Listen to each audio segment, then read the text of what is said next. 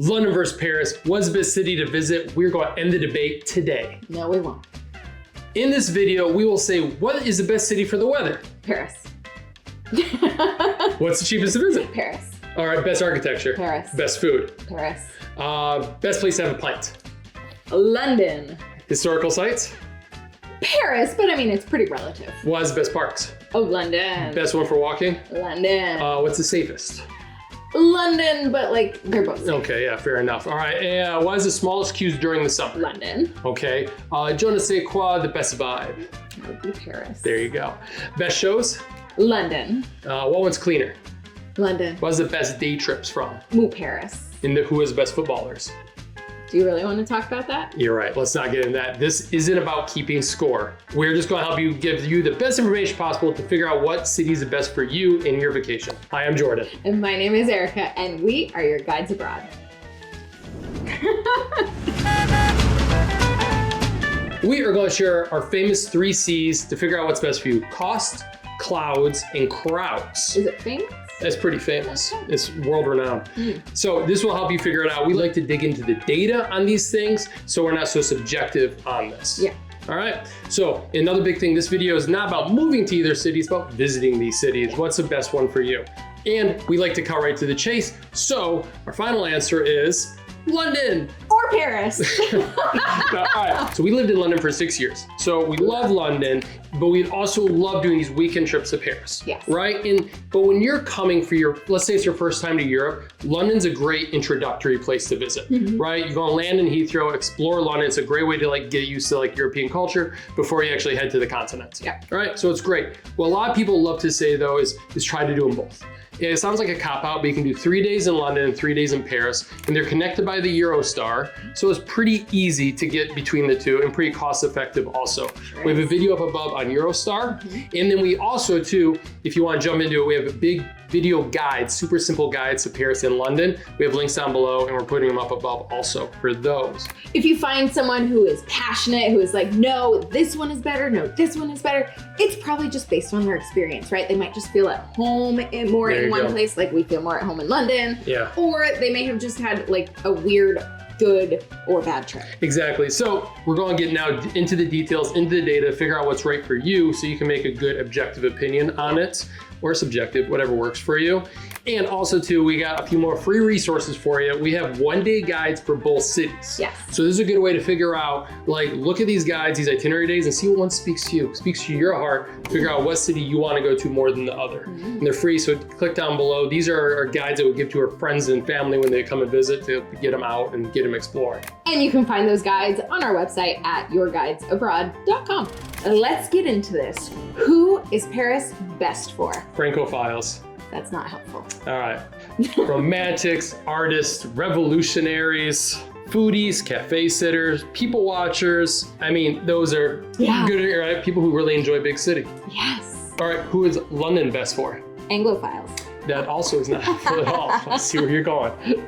All right, London is best for park lovers, first-time visitors to Europe, roamers who love space, museum goers, antique and market shoppers, theater goers, royalists, fish and chip eaters, and pint drinkers.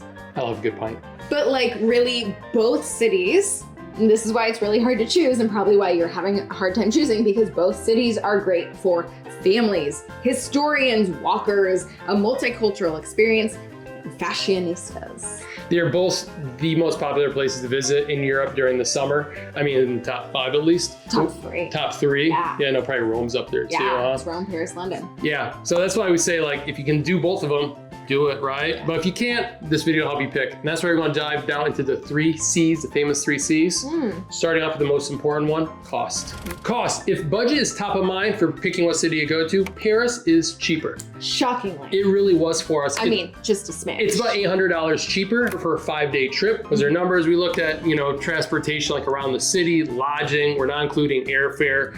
The biggest price difference is transportation around the city, food, and lodging. That's how Paris won the argument there. But we talk about this quite a bit actually, and we get sticker shock when we would go from London to Paris. All the time. Because London can be expensive, but we'd go to Paris and go to the coffee shops and be like, how much do you want for a croissant? How much is a cafe? Yeah. Or how much is a latte? Yeah. So when we did the calculations, we were like, there is no way that Paris can be cheaper. The food is more expensive. It feels more expensive. And then when we actually went back and looked at our receipts and menus and everything like that, actually London's a little bit more expensive. I mean, it's the pound, right? The pound is a little bit. Yeah. So like this is like, it's kind of like splitting hairs between these two cities. It is. So cost kind of is negligible on either one. Yeah, you might be able to find things that are a little bit less expensive in Paris. And you can always find a budget stuff too and all that good stuff. But anyways, Paris can be a little cheaper for you. But I do want to point out that neither of these places is cheap.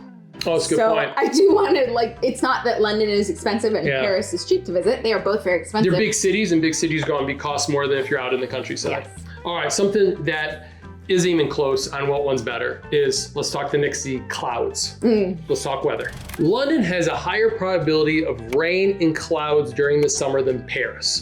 That's what the historical data says. And after living there, yeah, it's pretty obvious. Yeah. London's a cloudy city and can be a rainy city a lot. Even in June or May, it can be like in the 50s in the morning. Sure can. So you gotta wear layers. That's not saying Paris isn't cool in the mornings either, but Paris is known for being a little sunnier and warmer. Yeah. Right? First of all, London has better weather than the rest of the UK because of its proximity to the continent. Yes. So it says a lot, right? So Paris gonna have that better weather.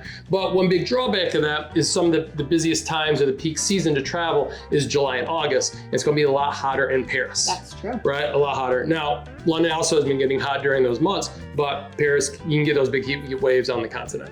Rainy days, on average, you can expect 35 to 40 wet days between December and February in London, compared to 25 wet days between June and August.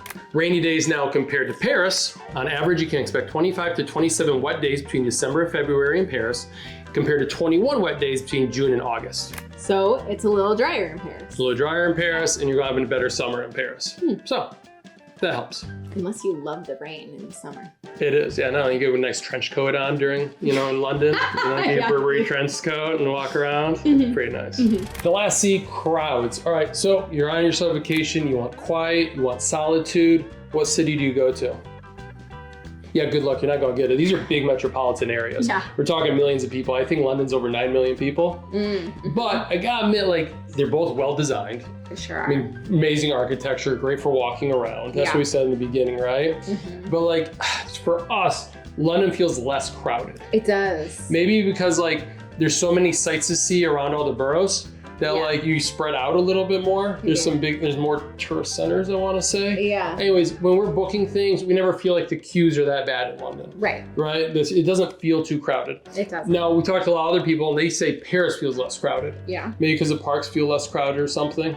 I'm not really sure. No, because London has all that green space. And that green space to me feels like expansive, it right? Really does, yeah. The royal parks, if you're going through Hyde Park and Kensington Gardens, St. James, and they all Park, connect, yeah. It feels. So get this, United Nations, right? They ranked London a forest because there's over 20% trees. That's how green it is. So yeah, you get a lot of those parks there. On the visitor count, they both receive about the same number of visitors per year. They both receive about 30 million visitors a year. Wow. Yeah, it's a lot of people, right? It's spread out throughout the I know, that's crazy. It That's is. wild. But if you do want to avoid the crowds, we would recommend avoiding Paris during the peak summer months and London also. June, July, and August are the busiest months to visit those. So those busy months, you also find the highest cost, right? All the costs go up during those times. Like hotel costs. Both cities are best to visit during the shoulder seasons. Yeah. Like in the spring and in the fall. That's where you find the best prices and obviously the less crowd for that. The least popular times to visit is January and February in both cities because you get more rain. It's after the holiday season. It's cold. So yeah, it's cold. It's cold. So anyways, if you want to avoid those crowds, those peak summer months are the busiest, but also, I mean, that's what people love it too. It's a nice time to visit. It's beautiful. It's gorgeous. They don't call it the Great British Summer for nothing. Yeah. One nice thing is they both have really good day trips to get away. Right. Yes. We share those in our website down below, some good day trips to go do. But like, it's nice to escape from the city. Yeah. The Paris ones are really popular because like Versailles is really easy. It's only like 30, 40 minutes away. And Giverny is also like 45 minutes away. For London, it's a little bit farther to get to like Cambridge or Stonehenge and stuff like that. And those are interesting day trips. But I have to say, like, maybe Paris holds the edge for day trips because going to Versailles is like so interesting. I don't know. What do you like about it? I mean, you're not going to find that here. Yeah, right? big palace. Yeah, that's good. You get palaces right in London too, but Versailles is pretty magical. That's true, but pretty cool. And you can go out to Windsor Castle in London, which is also wonderful, like to see, but you can't compare Versailles to Windsor Castle. That's why I like to stick to the data. We're really talking like the feelings of these things. Yeah. Come out and check them out yourself. Yeah. Get this, there's this group, Euromonitor International, and they named Paris the top city destination of the world in 2023. So they were #1 for the best place to visit. Wow. So yeah, you know where London was? #2. It was #10, can you believe What? that? No, I can't. Yeah, I know, I don't like this survey, but we shared it anyways. I'm offended. So anyways, a lot of people love Paris based on the survey, right? Yeah. But like we said, hopefully some of this data helps you figure it out what to do.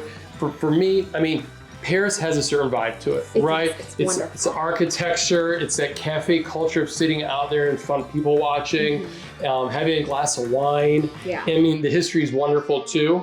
The history is interesting. For London, it does feel more like home for us. It's more comfortable.